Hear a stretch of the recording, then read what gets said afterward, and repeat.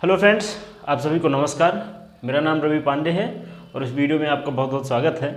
देखिए, जैसा आप माहौल चल रहा है फॉरेस्ट गार्ड के रिजल्ट आने के बाद से, आपने भी देखा कि कैसे टॉपर के 100 टॉपर के नॉर्मलाइजेशन से नंबर जो 101 हुए 101.66, वो मुद्दा ना होकर असली मुद्दा ये है कि 100 में से 100 कर कैसे गया। मैंने पिछले वीडियो में इस पॉइंट को उठाया भी था कि ऐसे ऐसे जीएस में और साइंस वगैरह में क्वेश्चन आए थे, फिर भी कैसे 100 में से 100 आ गए। तो ये जो मुद्दा उठा है, इसके बाद से मैंने एक आध दो वीडियो और बनाए। उन वीडियो जैसे वायरल हुए, इसके बाद से जैसा जो धीरे धीरे माहौल बना, तो अब अगला जो हमारे दिमाग में सवाल आ रहा है वो ये कि क्या ये भर्ती परीक्षा जो है पूरी कैंसिल हो जाएगी या स्टे लगेगा या सबको ज्वाइनिंग मिलेगी। तो इस वीडियो में बात करेंगे और आपको तथ्यों के आधार पर बताऊंगा कि आगे अब क्या सिनेरियो बनने वाला है। देखिए, मैं सबसे पहले एक चीज़ बता दूं आपको कि जो बंदे जेन्युइनली सिलेक्टेड हैं, आप सभी की भावनाएं, मैं बहुत सम्मान करता हूं आप सभी की भावनाओं का, और मैं बिल्कुल भी इस पक्ष में नहीं हूं कि एग्ज़ाम कैंसिल हो, ठीक है। क्योंकि बहुत सारे लोगों ने कमेंट किया कि सर आपके पास तो ऑलरेडी जॉब है, हमें बड़ी मुश्किल से मिले हैं, तो आप एग्ज़ाम के पीछे पड़े हो कि कैंसिल हो जाए ये वो। तो मेरी बिल्कुल भी ऐसी इच्छा नहीं है, ना मैं इस विचारधारा का व्यक्ति हूँ। मैं हाँ, जो जस्टिस है, जो एकदम क्लियर कट जस्टिस है, उसका समर्थक हूँ। एग्ज़ाम कैंसिल होना भी जस्टिस नहीं है और सबको ज्वाइनिंग मिलना भी जस्टिस नहीं है। जस्टिस ये है कि जिन लोगों ने फर्जी तरीके से एग्ज़ाम क्वालिफाई किया है उनके साथ कार्रवाई होना चाहिए, ठीक है। तो आप सभी लोग निराश मत होइए। मैं भी इस वीडियो में बताऊंगा कि इस एग्ज़ाम के साथ आगे अब क्या होने वाला है, और निराश बिल्कुल नहीं होना है। देखिए, अब कभी कभी होता है, ऐसी परिस्थितियां बनती हैं। ऐसे ही पटवारी वाले एग्ज़ाम के समय भी हुआ था। आपने देखा था कि जून में रिजल्ट आया था और फिर अगले साल मार्च में, यानी आप लगभग अंदाज़ा लगा सकते हैं 10 महीने बाद ज्वाइनिंग मिली थी। वो भी ऐसा लग रहा था कि एग्ज़ाम कैंसिल हो सकता है। तो आपको थोड़ा सा पेशेंस रखना पड़ेगा। लेकिन आप एक चीज़ समझिए, आप लोगों का अगर फॉरेस्ट और जेल में किसी में भी सिलेक्शन हुआ है, अगर आप थोड़ा अपनी महत्वाकांक्षाओं को बढ़ाएंगे, बड़े महत्वाकांक्षा वाले व्यक्ति होंगे, तो आप इन जॉब में आप सेटिस्फाइड नहीं होंगे। इसलिए आप तैयारी कंटिन्यू रखिए। ये आपके लिए एक बेस होगा, एक है ना, हाल्टिंग स्टेशन होगा, ना कि आपकी डेस्टिनी होगी जहाँ पे आपको पहुँचना है। आप और एग्ज़ाम्स की तैयारी करते रहिए, इस बीच में इसकी प्रोसेस भी कंप्लीट हो जाएगी। तो देखो, मैं आपको बताने वाला हूँ कि अब इस सिनेरियो के बाद इसके साथ 3 चीज़ें होने की संभावनाएँ हैं। सबसे पहले एग्ज़ाम ही कैंसिल हो जाए, एग्ज़ाम कैंसिल हो के री एग्ज़ाम हो जाए, है ना, री एग्ज़ाम, या फिर स्टे लगे और जांच हो, इसके बाद ज्वाइनिंग मिले। दूसरा, बिना कुछ कार्रवाई किए जो भी सिलेक्ट हुए उन सबको ज्वाइनिंग मिल जाए, ठीक है। देखिए, एग्ज़ाम कैंसिल होना एक न्यायिक प्रक्रिया है, न्यायिक मामला है, लेकिन ये एक राजनीतिक मामला ज़्यादा होता है। जिसमें क्या होता है कि अगर एग्ज़ाम कैंसिल हुआ तो जो विपक्ष की पार्टी है, विपक्ष वो हावी हो जाता है और जो सत्ता पक्ष है वो थोड़ा सा कमज़ोर हो जाता है, ठीक है।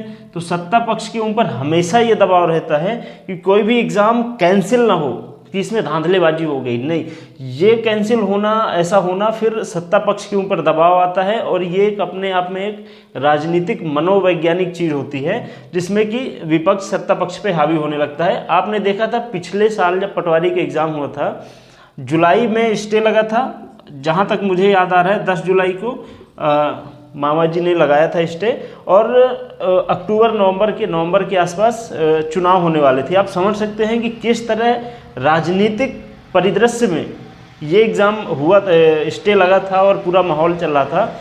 इसके बाद भी उसको कैंसिल नहीं किया गया, समझ रहे हैं आप। स्टे लगाया गया, जांच हुई, और जांच की रिपोर्ट हमें नहीं पता क्या हुआ उसमें, लेकिन जो भी उसमें मामला आगे सामने आया होगा, व्हाटएवर जो भी हुआ हो, लेकिन इसके बाद सबको ज्वाइनिंग मिल गई। किसी को भी ऐसा सुनने में नहीं आया कि किसी की ज्वाइनिंग रोकी गई है, ठीक है। तो एक चीज़ आप सब ये दिमाग से पूरी तरह से निकाल दीजिए, कोई कुछ भी बोले, कोई भी, चाहे कोई टीचर, कोई भी नेता कुछ भी बोले कि एग्ज़ाम कैंसिल होगा, कैंसिल नहीं होगा, ठीक है। क्योंकि जब पटवारी कैंसिल नहीं हो सकता, पटवारी में क्योंकि आप देख सकते हैं उसमें पदों की संख्या भी ज़्यादा थी, ठीक है, और वो इतना मामला इतना तूल पकड़ लिया था, इसके बाद वो कैंसिल नहीं हुआ, तो इसमें कुछ नहीं हुआ है। ये बस थोड़ी बहुत हवाबाजी हुई है, बाकी इसमें कुछ ऐसा माहौल खड़ा नहीं हुआ है, ठीक है। और कोर्ट भी इस आधार पे कि किसी बच्चे के पहले किसी एग्जाम में 100 में से 50 थे, दूसरे में 100 में से 95 आ गए, इस आधार पे कोर्ट जनरली मतलब ये निर्णय नहीं देगा कि हाँ ये बच्चा फर्जी है। मैंने बताया था पिछली वीडियो में कि आप रिस्पॉन्स शीट के आधार पे समझ सकते हैं कि किस व्यक्ति ने क्वेश्चन पेपर पूरा सॉल्व करने में कितना समय लगाया है, इस आधार पे समझा जा सकता है कि कौन असली है कौन नकली है, ठीक है। तो कैंसिल या री एग्ज़ाम जैसी स्थिति नहीं बनने वाली, ठीक है। स्टे लग सकता है, अगर ये मामला ऐसे ही चलता रहा 2, 4, 10 दिन 15 दिन तो स्टे लग सकता है, जांच होगी, ठीक है। और जांच होने के बाद क्या होता है, पटवारी में भी आपने देखा है और इसमें भी वही होगा। तो कुल मिला के मेरे कहने का मतलब ये है कि जो भी बच्चे सिलेक्ट हुए हैं उन सब की ज्वाइनिंग होगी, ठीक है। री एग्ज़ाम होना नहीं है और जांच में थोड़ा सा समय ले सकते हैं, थोड़ा मामला डिले हो सकता है, लेकिन है ना।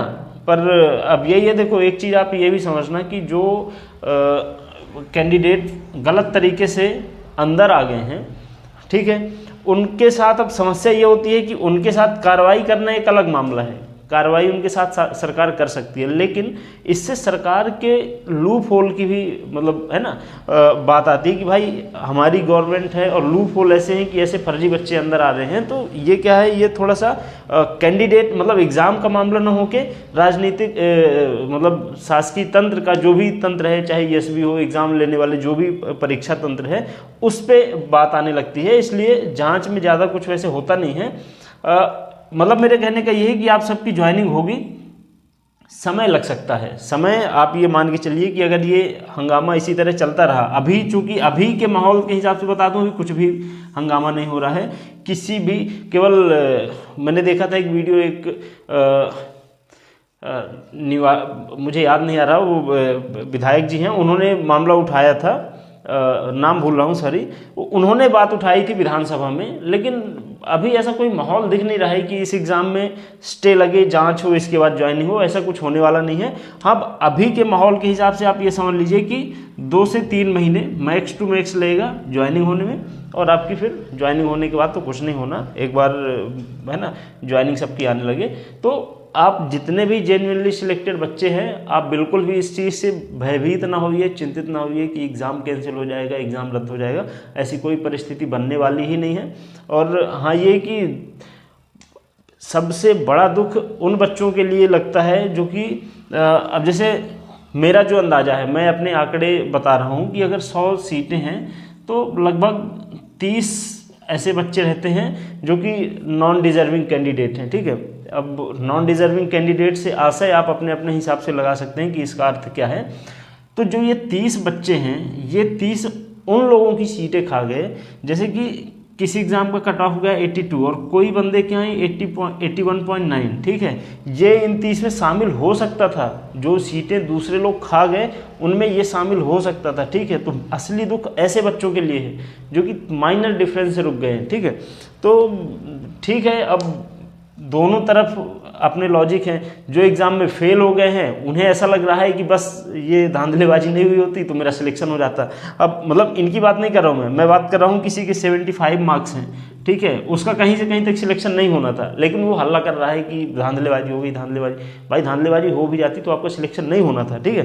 पर जिनका सिलेक्शन हो गया, जो जेन्युइनली सिलेक्टेड हैं, जिनने एग्ज़ाम में मेहनत की फिर क्वालिफाई किया, वो बोल रहे हैं कि भाई हमारा क्या, हमने भी तो मेहनत की थी, तो हमारे साथ जस्टिस कहाँ हो रहा है।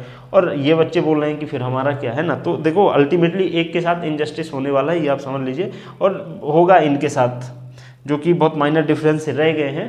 मतलब ज्वाइनिंग सबको मिलेगी, जो गलत तरीके से अंदर आए, जो सही तरीके से सबको ज्वाइनिंग मिलेगी, जो जो भी क्वालिफाई हुए। लेकिन जो बच्चा